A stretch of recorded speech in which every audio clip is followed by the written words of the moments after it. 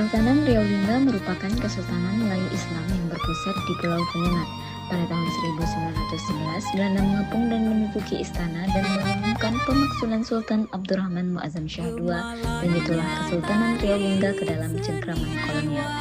Segera setelah Sultan berundur ke Singapura, Baginda memerintahkan untuk membumi hanguskan istana Baginda yang ada di Daik dan Pulau Penyengat. Adapun yang tersisa ialah masjid, istana kantor, dan istana Tengku Bilik serta makam-makam raja dan bangsawan Kesultanan Riau Lingga. Anak jati bertandang di negeri orang. Jadi di belakang saya ini adalah istana kantor peninggalan Kerajaan Lingga Riau, Pulau Penyengat, Kepulauan Riau. Istana kantor ini dulunya tempat kediaman yang di-Pertuan Muda Raja Ali dari tahun 1844 sampai 1857. Pusaka budaya hasanah berharga, janganlah dipersiap. Jadi guys, saya berada di bangunan gedung museum. Bangunan ini digunakan untuk menyimpan senjata, buku museum, dan peluru meriam. Bangunan ini sangat tebal sebab untuk menjaga buku museum yang di dalamnya terbakar. Kejarlah hajat di jiwa, namun peganglah kata Wira Laksmana, takkan Melayu hilang. Di dekat gedung Mesiu terdapat kompleks makam Raja Abdurrahman yang di-Pertuan Muda Riau ke-7. Raja Abdurrahmanlah merenovasi besar-besaran masjid yang awalnya merupakan bangunan kayu yang dibeton dan disemen. Di sini dimakam juga kerabat pembesar istana.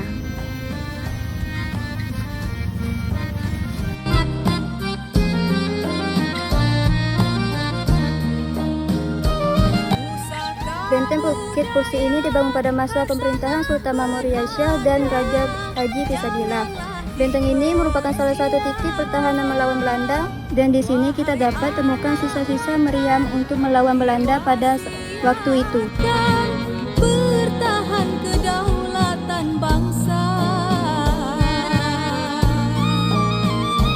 Arus perubahan, oh kuasa Tuhan, kejarlah hajat di jiwa. Namun peganglah kata Wira Laksmana, takkan Melayu hilang. Inilah makam Raja Hamida Tengku Putri, anak dari Raja Haji Fisabilillah, yang merupakan salah satu pahlawan besar Melayu. Beliaulah permaisuri Sultan Mahmud Riyad Shah, pemegang regalia atau alat kebesaran kerajaan. Nah, di sini juga ada makam ayah Raja Ali Haji, yaitu Raja Haji Ahmad.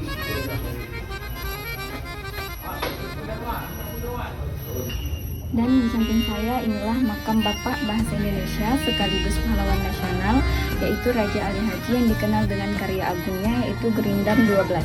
Beliau merupakan salah satu cucu dari Raja Haji Fisabilillah.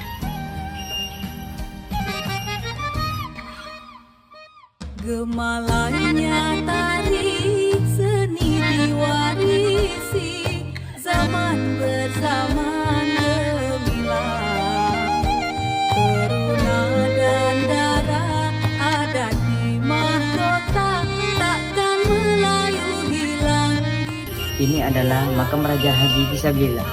Raja Haji Fisabilillah yang di Pertuan Besar Riau Lingga Johor, Pahang keempat, lahir di Hulu Riau, merupakan anak dari Daeng Celak.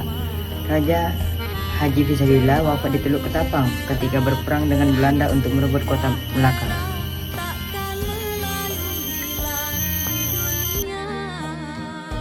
Pusaka budaya hasanah berharga, janganlah dipersiap. Wahai anak watan, diwasiatkan, bertahan kedaulatan bangsa. Arus perubahan, oh kuasa Tuhan. Di sisi lain, Pulau Penyengat terdapat sebuah balai desa adat yang diberi nama Balai Adat Indera Perkasa. Gedung yang menghadap ke laut ini bakal memanjakan pengunjung dengan nuansa Melayu yang kental dan syarat akan sejarah masa lalu. Balai yang terdiri atas balai utama dikelilingi 5 balai kecil ini memiliki pekarangan yang cukup luas hingga mampu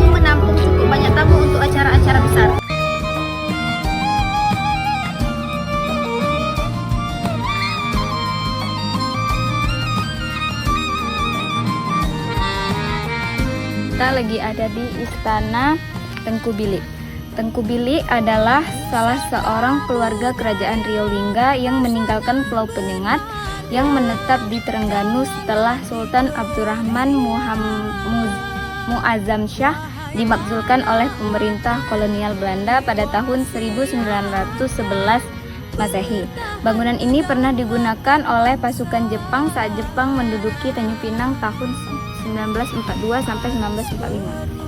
Arus perubahan, oh kuasa Tuhan, kejarlah hajat di jiwa.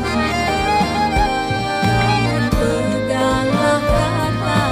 Masjid Raya Sultan Riau ini pertama kali dibangun pada tahun 1803 seiring dengan dibukanya Pulau Penyengat sebagai mas kawin dan kemudian tempat kediaman Raja Hamidah Engku Putri. Pada masa itu, masjid ini diperkirakan terbuat dari kayu dan putih telur.